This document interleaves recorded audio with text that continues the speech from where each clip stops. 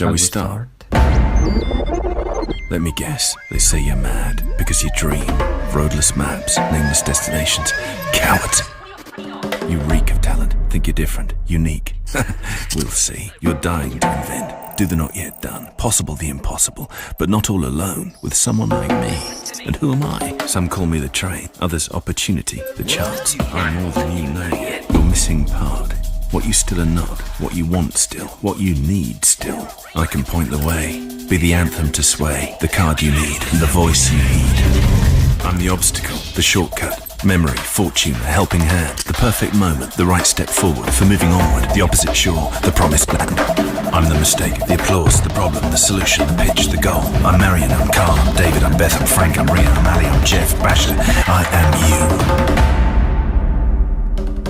you. Shall we start?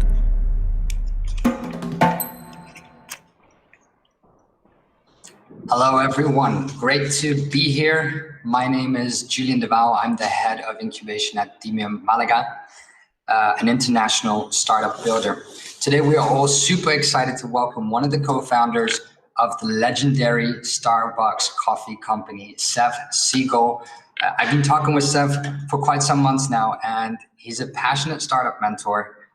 He meets online with leaders from new ventures and new startups, including one of our very own in Malaga, Doggies in town. He's a counselor to MBA candidates and a global presenter who speaks regularly to entrepreneurs and executives from around the world. I like to tell everybody, please give a warm welcome from his hometown, home office in Seattle, Zev Siegl. Good morning. Good morning. Greetings from Seattle, Washington, and the Northwest United States. It's really an honor to be here. Great to have you with us. And have you had your first coffee already, or? I've had two. Two. I think I needed to wake up, because of the time difference between the West Coast and Spain. I had to get up a little bit earlier than usual, so I went straight for the espresso machine. I can imagine. I think a lot of people must be asking themselves, how many coffees does he have a day? Does he have a lot of coffees a day? I mean, how many do you really have a day? Well, I'm up to 5 or 6 now, and it's almost always a double espresso. Yeah. Beyond 6, they have to pull me off the ceiling. I get a little too high. I think that's for quite a few people as well. Thanks so much for being here. It's a real pleasure to share your journey, to share your experience and your story. We're really happy that you're here. When you build such an iconic company, what entrepreneurs usually want to know is where did it all start and how did it all start? So can you transport us back in time, Zev, into how it all started? Well, that's a good image, actually, transporting back in time. I like that. At that time, we're talking about the fall of 1970, really a long time ago. In Seattle and in most cities in the United States, there was no gourmet coffee industry. Zero. Nothing. Mm-hmm. There was just regular low-quality coffee that people would order in restaurants and make at home. They'd drink it like water. My partners and I think, your audience will like this. My partners and I, Gordon Bowker and Jerry Baldwin, we were friends. And, we each had been to college. We'd graduated. We had our first jobs. We were pretty happy guys. But we wanted just something a little bit more from life. I think your audience would understand that. We wanted, a little more adventure from what we were doing, 10, 12 hours a day. Mm-hmm. And so we started meeting to see if we could come up with ways to do that. And we immediately decided, well, the answer, of course, is to start a business. But you have to, in transporting back in time, you need to know that the whole world of entrepreneurship, the praise that entrepreneurs get, the many organizations like DMM did not exist. No. There was just no entrepreneurship culture at all. People got a job, they went to work. Yeah. So we started making lists of things we could do and companies we could start. It was a very funny list. I wish I had it. I wish I had that piece of paper. While we were meeting, at one of our meetings, we were in a little restaurant. It was a French restaurant. And the waiter at the end of the meal kind of surprised us, came back to the table. He said, hey, would you guys like to have espresso after your meal? And we said yes. But while he was gone getting the espressos, we talked with each other and said, that's the first time. That's never happened in Seattle to us. And so he brought the coffees back. It was terrible. You cannot imagine how bad that was. You would never drink a coffee like that today. Mm-hmm. And so we added that to the list. We said, hey, maybe we can bring good coffee to Seattle. That's pretty big ego to say that. We also have photos of. Let's look at a couple of those photos, Julian. To really go back in time, have a couple of photos. How you started, it's really interesting. So here we are. That's Jerry Baldwin on the right, and that's me on the left. I do not own that shirt anymore. We're standing in the first store, which we are building with our own hands. Gordon Bowker is just out of the frame of this picture, I think. And we built it with our own hands because we were a little undercapitalized. Mm-hmm. So, the three partners, fortunately, as it turned out, and this was very good luck, each had a different set of skills. Mm-hmm. So I'm a startup guy, and I was comfortable with the difficulties of Starbucks startup. Jerry Baldwin turned out to be, much to his own surprise, a really good financial leader. He managed our finances, our relationships with investors, and he was the person who did our forecasting. Gordon Bowker turned out to be a masterful marketer. And he, right after Starbucks, he started doing market positioning work for big companies through an agency that he started.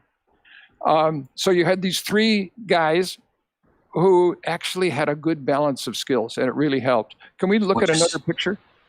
Which is really important, just to say that the three co-founders back then, I mean, this is kind of what we do at Demium as well. We try to find the right profiles to, collaborate together and build a startup, and they have different profiles: marketing, technical, and business. So that's good to put teams like that together. This is a picture of the interior of our first store, probably taken just before we opened. You can see the bins of coffee underneath the counter. There were three gigantic scales on that counter right after this picture was taken, and in those cupboards behind is our line of teas. So this was a very traditional type of store, but it was a new take on it, and certainly it was a new take in relation when it comes to our relationships with customers. We had a good strategy for that. And the amazing thing about this picture is that my partners and I built everything you see. Wow. We built it by hand, again, because for the first store, we didn't have enough money. Yeah. Sweat money, right? We call that, in the United States, we call that sweat equity. Exactly, yeah. You do it, well, today, sweat equity is writing code. You write the code yourself because you can't afford to pay somebody else to do it. Yeah. And you talked about your customers, and customers is key. I mean, the number one reason why startups fail is due to not having a market need or not finding the market need. So, when you define a startup, your startup idea, you really need to identify a market need.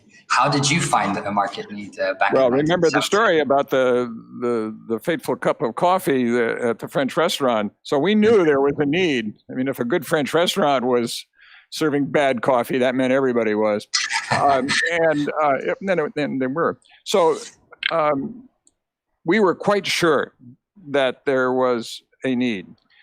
Just to be sure, we did research all over the country, but at that time there was no internet, so research was no Google, primitive. You went to the library, you did field research, and we had friends go, and ourselves, we went to visit coffee businesses in other cities, but what we found was that they weren't high quality. They were just minimal quality. But we did find one company that was really good. We were so impressed with this company. It's called Peet's Coffee. It was in Berkeley, California, just outside of San Francisco, next to the famous University of California, Berkeley. And Mr. Pete had opened a store called Peet's Coffee and Tea, and it was fabulous. By the way, as part of my role as one of the entrepreneur among the three of us, I called Mr. Pete on the phone once I heard about him. I just called him. Yeah.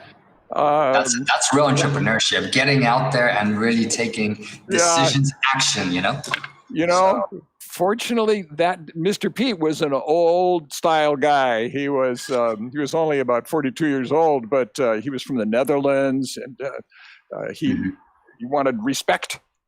And so I gave him respect. And he said, Zev, if you're thinking about starting a coffee company in Seattle, I think you need to come down here and see my store. So I got in my car and went there. It was, it's 1,100 kilometers. And I walked into his store, and that was the magic moment when I walked into his store. It was like instant validation. It was exactly unbelievable. The store was so busy, I couldn't believe it. It was beautiful. It smelled of coffee being ground every minute and a half. So another bag of coffee was being ground. And Mr. Pete took us under his wing and became our mentor. And it's largely thanks to him that I'm a mentor to so many people today. I want to do what he did. Yeah, amazing. And I mean, one thing that I've heard you say over the last months is also how you guys really focused on the customer. So giving samples, for example, to your customers who came in. That was quite unique, no? Yes, and I know that some of your listeners are going to find this hard to believe, but if you look at this picture that's on the screen, there's no espresso machine there. We can't serve you a latte. Starbucks did not sell beverages for its first 10 years. And we sold what you see in the picture. And also coffee brewing equipment. But we brewed coffee, really wonderful coffee, and we gave it away in little cups as samples. Yeah. And that's what made it so special. Because, it was like a demo. We were trying to show people that there was a gigantic difference between the coffee they were drinking at home and in restaurants, and that was 1971, and the coffee that we were selling. And they got it. They definitely got it. And we trained everybody that worked for the company in the first decade. Starbucks was only in Seattle in the first decade. We had 6 stores, 300 wholesale customers, mostly restaurants. We trained all of our people to develop a relationship with the person that they were talking to, because we didn't want you to buy coffee once or twice. We wanted you to buy coffee for the rest of your life from us. Yeah. And so we built those relationships. Amazing. And I mean, we have one last photo. What you got here? That photo, I mean, can you tell us a bit about this photo? Oh, this is a hilarious photo. I have a very funny look on my face. We are standing outside of the original Starbucks store. But this is the original Starbucks store's second location. It had to move after a few years, just a few meters away. And here the founders are wearing ties and jackets. We're now in our early 30s instead of our late 20s.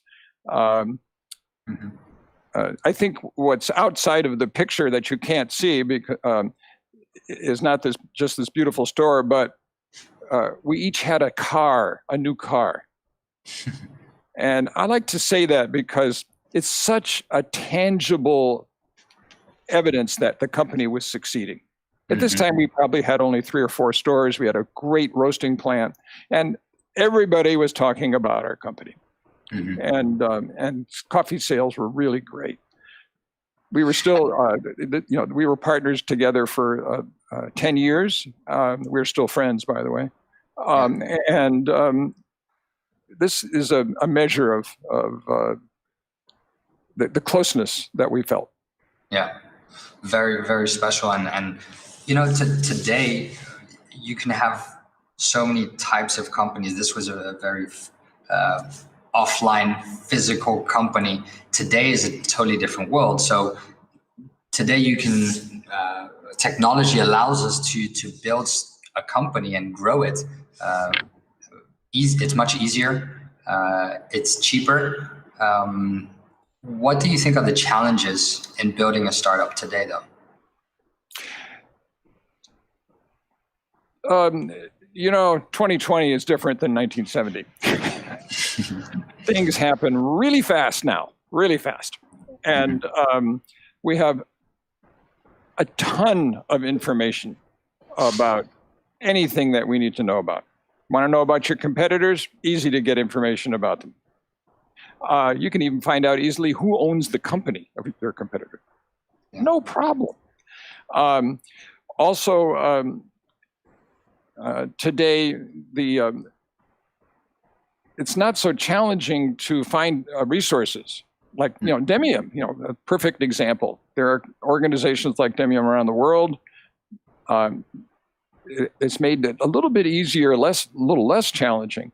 However, one of the challenges remains the same, and that is most companies, most startups eventually need more money than the founder has. And that leads to funding. And once you decide that you're going to get funding, especially if you need enough that your friends and family don't have enough money to help you. Mm-hmm.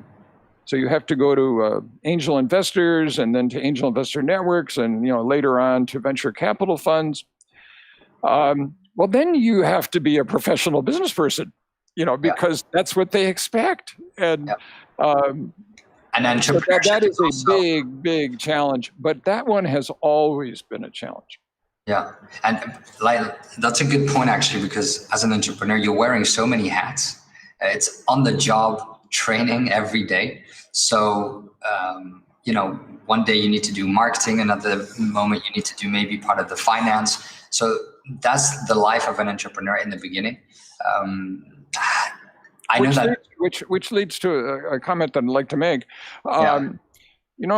Julien, that being a person who can do many things is really important, especially as you're putting together the startup.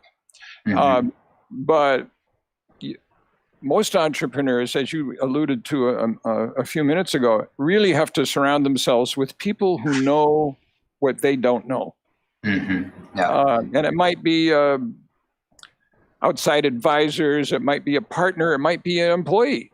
Yeah. But the greatest challenge for entrepreneurs, I think, is to surround themselves with people who will compensate for what the entrepreneur doesn't know herself. Exactly, and funding can be a very important one. That ties into my next question. I mean, how have you helped startups over the last years?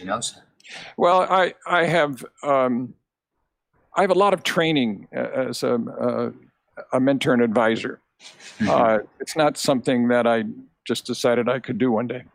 And the way I help now is to ask questions. Yesterday, I was on the phone, actually it was a Zoom call, with some people who are putting together an export company in another country. Mm-hmm. And they're talking about becoming $1 billion company, maybe we'll be a unicorn. And I'm thinking, wait a minute, you're not even in business yet. So I started asking questions about, asking them to prove their concept. And could you show me online your financial forecast? And it turned out that they just hadn't done their homework yet. No. So I didn't tell them to do their homework. I said, when you go to talk to an investor or a lender, mm-hmm. they're going to ask you for a 5-year forecast. Yeah. Where is it? Yeah. So you bring them into question, let's say. Yeah, but good advisors, and I'm sure your people have noticed this, always ask questions. They don't give orders. Mm-hmm, mm-hmm. Yeah, and what do you not do? How do you not? Oh, I find that while there are so many universal things about businesses, it doesn't matter whether you're a software as a service online or selling shoes. There are certain aspects of business, financial management, forecasting, human resources, et cetera, that are always the same. What I cannot help people with is the content of the company. Mm-hmm. Yeah. As an example, I'm working with 2 people who are starting a food ingredient. Their customers will be big food manufacturers, a food ingredient company based on a couple of specific ingredients that come from Africa. Mm-hmm. And when they start talking about the food ingredient and the chemistry involved, I just go to sleep. I have no idea what they're talking about. And it doesn't matter in our relationship that I don't understand that. Yeah. Because I'm a business advisor. Usually the people that I work with are experts at something. Yeah. I mean, I've seen you in action with your advising. It's been amazing with how to approach funding, how to approach business decisions. It's really been so useful. Well, Julien, you mentioned Doggies in Town, which is a Damien affiliated company.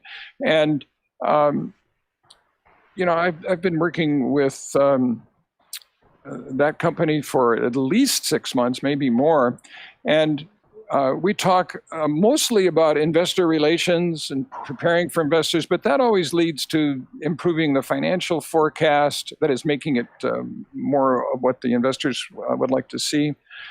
Sometimes it involves connecting an entrepreneur with other experts. For example, in the case of Doggies in town, I found somebody in their business in a related field who was willing to serve on their board of advisors. Mm-hmm. Yeah, So, which is also, that's another way that I found a way to be useful. exactly. A board of advisors is a great trick for entrepreneurs. It's a great thing to do. Something we learned over the course of the last month. So definitely a great advice there. For all the entrepreneurs listening right now and out there, like you said, it's important to be surrounded by people who can support you, who believe in you. I think that's why it's important to have a board of advisors.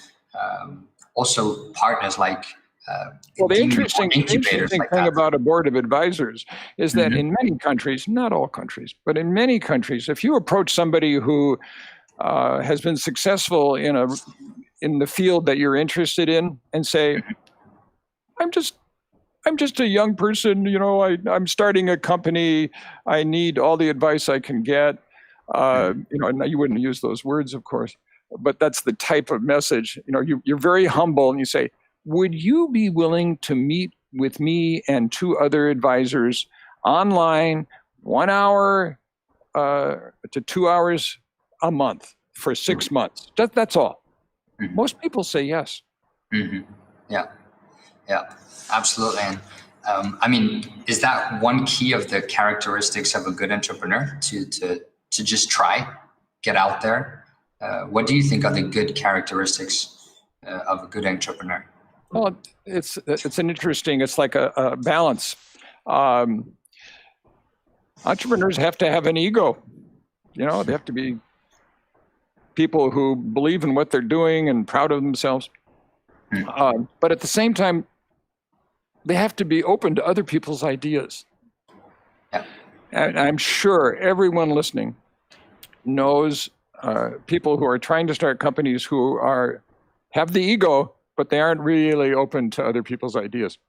Yeah. That creates a problem because then they're not going to get the help they need to correct mistakes before they become serious problems. Mm-hmm. So I would say it's that balance that's really important. They also have to know their field. They have to be expert in whatever it is they're trying to do. Yeah. Okay. And we're going to start turning our attention to a couple of questions that were sent in from entrepreneurs, DMIM entrepreneurs. But before we do that, I'd like to know, you're one of the co-founders who revolutionized the coffee culture. It didn't happen. The coffee culture didn't exist back then, right? So I was just curious, when you arrive at a coffee bar, what do you order? I walk into coffee bars all over the world. Well, I did before COVID stopped me. And I will again next year, I hope. I'd love to go to independent coffee bars wherever I am.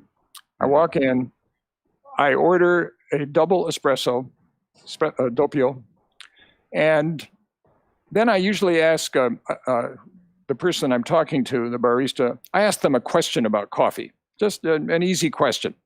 Mm-hmm. And if you know a lot about coffee like I do, the answer to the question that the barista gives me is often really valuable, interesting. It gives me insight into how much they know and whether they're passionate about what they're doing or not.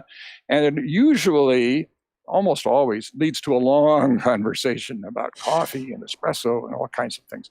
And I really enjoy that. But I always order a double espresso. Nice. And over the last months, we talked about Spain.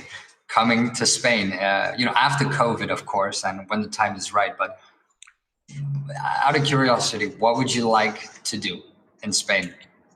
Well, this cup that I have right here is from a coffee bar in Barcelona. Okay. And I would love to go to coffee bars in Malaga, Valencia, and other cities in southern Spain. It would make me very happy. I would love to go skiing in mountains outside of Granada. Oh, yeah, exactly. I'm a skier. I would love to have a nice long lunch on a Saturday afternoon with you, Julien, and other people and talk about life and business. These are things that I would really enjoy. Yeah, nice. The good life in Spain. Sounds good. So we're going to turn over to some of the entrepreneurs that we have and sent in their questions. Thank you. To those of you who sent in questions, thank you very much for doing that. Yeah, we really had fun because everybody was asking a lot of questions. We've invited, we have now from Malaga, Juan Antonio Tejara, who is the CEO of Kaiko. So if we can have Juan jump in the call and then ask his question to Zev. Yeah, I'm here. Hi, Juan. Hi. Well, first of all, I'm so happy of being here. So thank you for the talk. How did you create a big brand known as the best in its market from nothing? What's the key to do that? So, thank you, Juan. How did the company get to be so dominant from nothing? Now, there are two parts to Starbucks history. There is the part from 1971 when the first store opened in Seattle to about 1984 when the founders sold the company to a group led by Howard Schultz. And Howard Schultz is now a famous entrepreneur. Actually, he's retired. He, at that time, when the company was sold to him, was the vice president for sales and marketing of Starbucks Coffee, which, remember, at that time was only in Seattle and did not have coffee bars. Howard put together a group that of local investors that purchased the company, and then they set about to change it. And the biggest change they made is they stopped emphasizing the sales of bags of coffee beans and switched to selling beverages.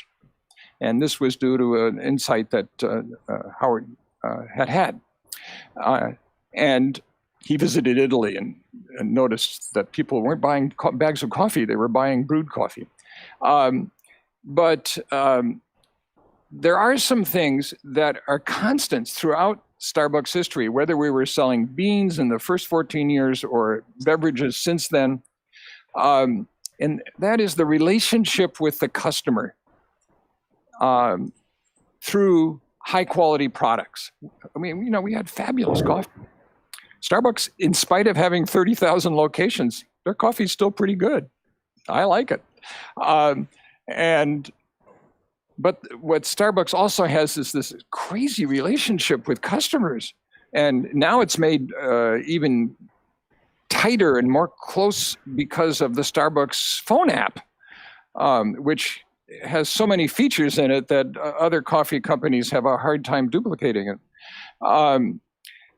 But there is a very close bond between Starbucks customers and the company through the coffee. And I think that is absolutely the key. It was true when we were a little company in Seattle, Washington, and it's true now with 30,000 stores. Yeah, I definitely agree with you. And a small company can do that. For instance, a small software company can do more than just have an online relationship. It can be a personal relationship online, understanding the customer's problems, taking their needs seriously, communicating with them in various ways. It's very, very important. It's really not so much about the product in business. It's really about the relationship. Yeah. Thank you so much. Thank you so much. Thanks, Zev. Thanks, Juan. We have another question from Diaz Kubas, and he's from the CEO of Uxit. I don't know if I pronounced it correctly. He's in Valencia, and he's got a question for you, Zev. Hi, Zev. First, thank you for sharing your knowledge with us. It's really interesting, everything you said, your stories. Thank you for that. And my question is, what are the 3 mistakes you did from which you learned the most? Well, Diego, you're getting very personal here. And I think it's going to be, I think it's going to be very helpful to the audience, and they're going to thank you for asking that question. I have made mistakes, and I have learned from them. Some of the mistakes were unbelievably expensive. I would say that one of the first mistakes was several times in my life. I've started other companies besides Starbucks, but nobody's ever heard of them. They're just small companies that, one or two of them still exist, but they're not big companies. Several times in my life, I've hired the wrong people and then waited too long to do anything about it. And that's not a good thing. And there always are reasons, why you delay doing something about it. Why, for instance, you discover that a manager who's managing some aspect of your business really just isn't what you had in mind, and it isn't what she seemed she would be when you interviewed her. So it's very important to start working with that person to try and help her achieve her potential, to correct the problems. But maybe you're too busy and you don't do that, but there are hiring mistakes. Starbucks made an enormous mistake in its second year. We allowed our bank account, our liquid capital, to go too low. We basically, late in the second year, ran out of money.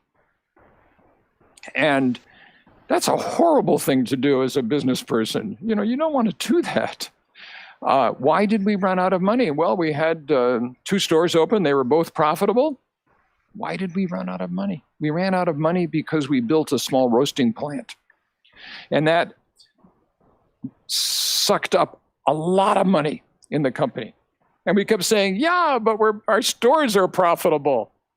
But we were really not as skilled then as we are now.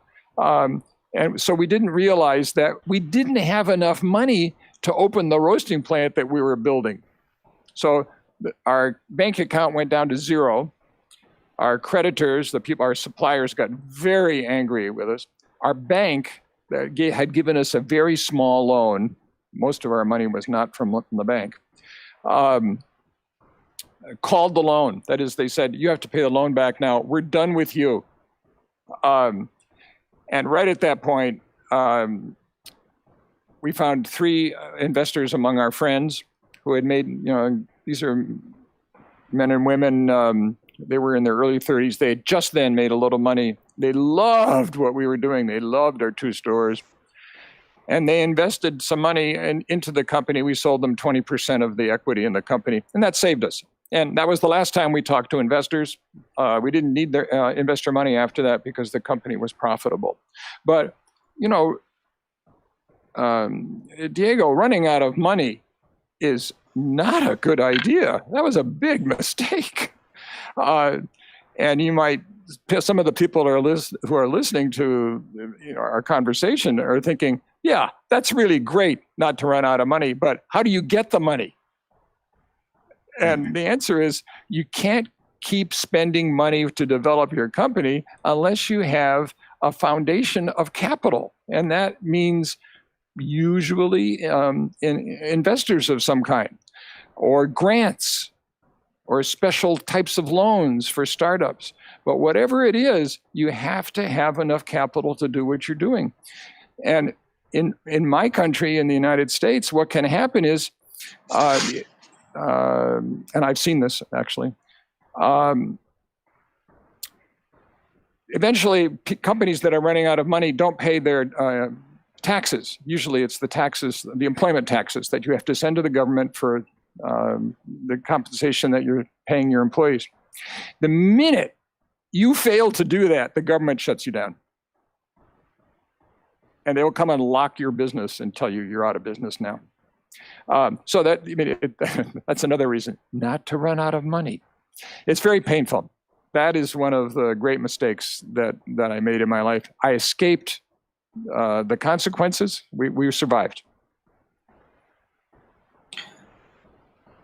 Thank you, Zev. Thank you so much. And just to jump in on that, it's good to make mistakes as an entrepreneur. I mean, you should be. It's trial error. As long as you move forward, that's the most important. That's well, I would like to add something to that, Julien. It's good to make mistakes, trial and error, as you said, but it's not such a good idea to make those mistakes when you're using other people's money. That's true. Well, the minute you have investor capital, you don't want to make too many mistakes then, because they have way. I'm working with a small manufacturer in Chicago, in the middle of the United States. Wonderful guy. He got some people to invest in his company, but they did it as a debt. So they put $250,000 into his company. These are professional investors. And then, he changed course a little bit, with his company, and they called the loan. It's going on right now. They said, we have the right to call this loan. We are calling it. You must pay it back within 30 days. Serious. And if you don't think so, read our contract. Yeah. So he is now scrambling to find $250,000 to get those guys out of his company. So you don't want to make mistakes or have big surprises once you have other people's money. No, that's true. That's true. Thanks, Zev. We have another question from Alejandro Lopez. He's in Madrid. Alex, if you want to jump in and ask your question. Yes. Hi, Zev. Hi again. Hi, Alejandro. Thank you so much for the talk and for sharing your experience with us. I really appreciate it. Yes, my question is, if you have to pick, although I think after this conversation, I cannot know the answer to that, but if you had to pick between a great idea or a great team, which one would you pick and why? So the question is, what's more important, a great team or a great idea? Well, personally, I'm always interested in the idea. I want to know what's going to happen, and what the market is like, why the idea is going to, meet the needs of certain kinds of consumers or businesses. But investors tell me that I'm wrong about that. That investors say it's the team every time, that you invest in the people. What their capabilities are. And there's a negative side to that for entrepreneurs, which is the people that have experience. For instance, you've been working for a mid-sized company that's doing something with solar power, and you go out on your own to, with software for solar power users, something that your company wasn't really interested in. And so they said, you should go do that, but yourself. We're not going to do that idea. Well, that's kind of scary. And, it's the team, just becomes so important then. And it really matters who is on board. And if you're going to get investors interested, and that's always the turning point. Everything's fun and games until you need investors' money. Then you have to be really professional. And I would say that investors tell me that it's the team. Gotta have experience. So the guy or the woman who has been working for a solar company and goes out to do software for solar power users, she's going to be very interesting to investors because she has so much experience in the industry. Well, that's really nice, but what if you don't have so much experience in the industry? That makes it more difficult. Then you probably need to surround yourself with team members who will impress the investors. Yeah. Thank you. Thank you, Zev. Thanks, Alex, as well. We also had a question from Pablo Acuna. he will not be joining, but he asked, what is your best advice for entrepreneurs? I think you must get this question all the time, Zev. What is your best advice for entrepreneurs? Yeah, I do get that question frequently, and that doesn't mean it's not an important question. It is an important question. What is the single most important thing? Financial forecasting. I'm sorry, boring subject, but it is the most important thing. Financial forecasting.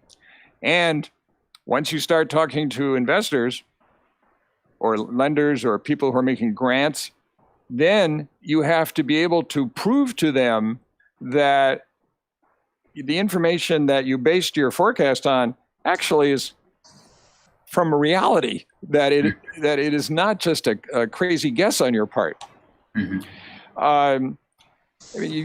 have to visualize, you're having an online meeting with a prospective investor, and you're both looking online at your forecast, and the investor says, well, I see that you expect customers to reorder your product every 45 days. And the investor is then going to say, where did you get that number? In my company, customers reorder every 60 days, every 90 days, and it's another number. Why do you think you can do it in 45 days? That's the kind of attitude that you're going to run into. And it will be for all of the important numbers in your forecast. So it has to be a forecast that not only that you like and your partners like, but one that you've tried on other people to see if it really reflects reality. And you have to be ready when you're talking to investors. They'd love to, or lenders, or sometimes even customers. They always love to test you by asking specific questions. Where did you get the formulation for that chemical? How do you know that you can rent an office for that amount of money? They're really kind of dumb questions, but they like to needle you, to, as we say in the United States, to pinch you, to make sure that you know what you're talking about and that you've done your research. Then they'll invest in you. So financial forecasting. Yeah, I would say financial forecasting. I'm sorry, folks. That is the most important thing. So you talked about boring, but actually I had a question about what is the most exciting minute in your entrepreneurial journey? Is there one moment where you said, wow, this was there sure is. Moment? I've mentioned it already, but I'm going to say a little bit more about it.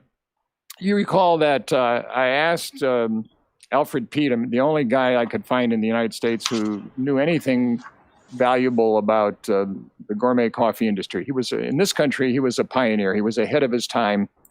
He had been in business for 5 years by the time I met him, but he had also been in the coffee business for the previous 20 years in places like Java and Sumatra. An amazing guy. So I would say that, I was thrilled when he said, why don't you come down and I'll show you my store and we'll talk about coffee. That was nice, very thrilling. But when I walked in his store at Shattuck and Vine Street in Berkeley, it brings tears to my eyes to think about it right now.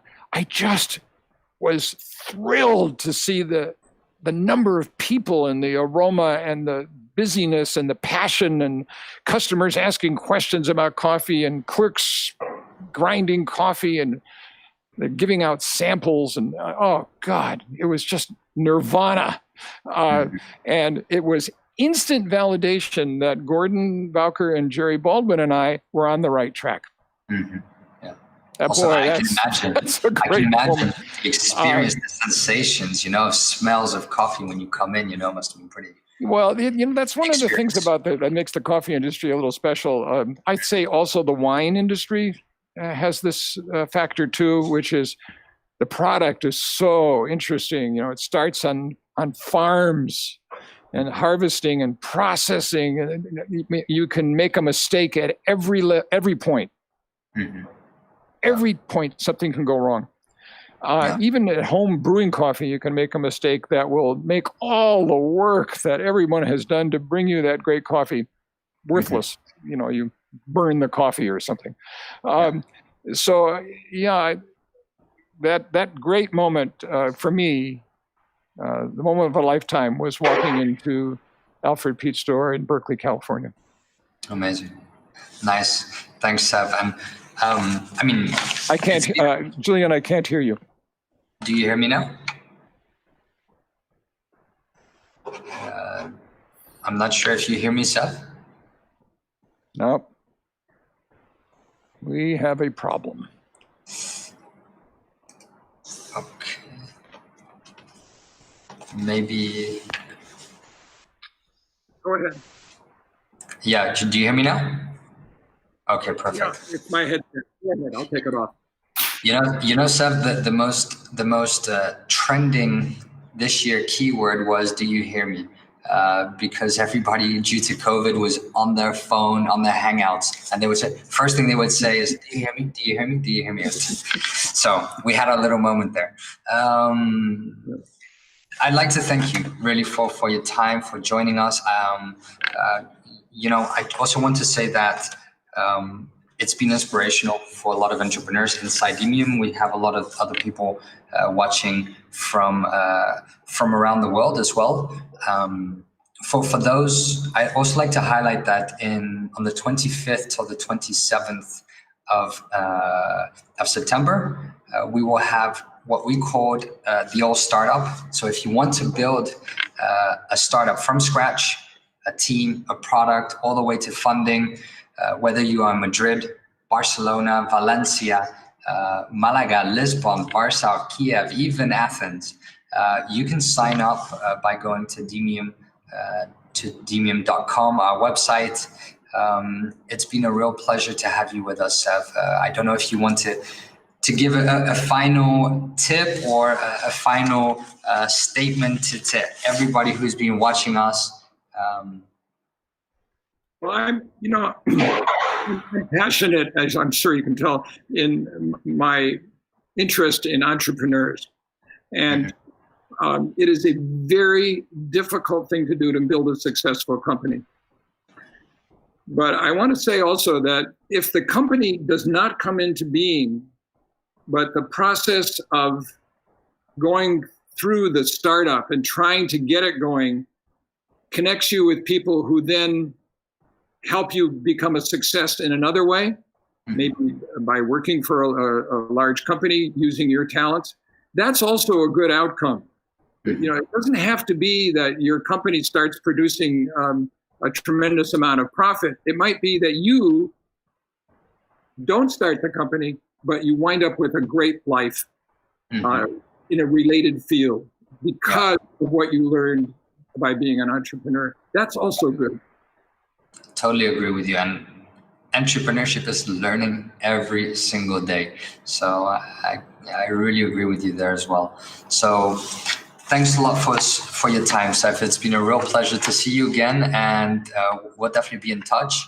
Have a wonderful day, because it's the morning over there. So have a great day, and I will talk to you soon, okay? Thank you. Good luck to everybody. Thank you, Zev. Bye-bye. Shall we start? Let me guess. They say you're mad because you dream. Roadless maps, nameless destinations. Coward! You reek of talent. Think you're different, unique. We'll see. You're dying to invent. Do the not yet done. Possible the impossible. But not all alone. With someone like me. And who am I? Some call me the train. Others opportunity. The chance. I'm more than you know yet. Your missing part. What you still are not. What you want still. What you need still. I can point the way. Be the anthem to sway. The card you need. And the voice you need.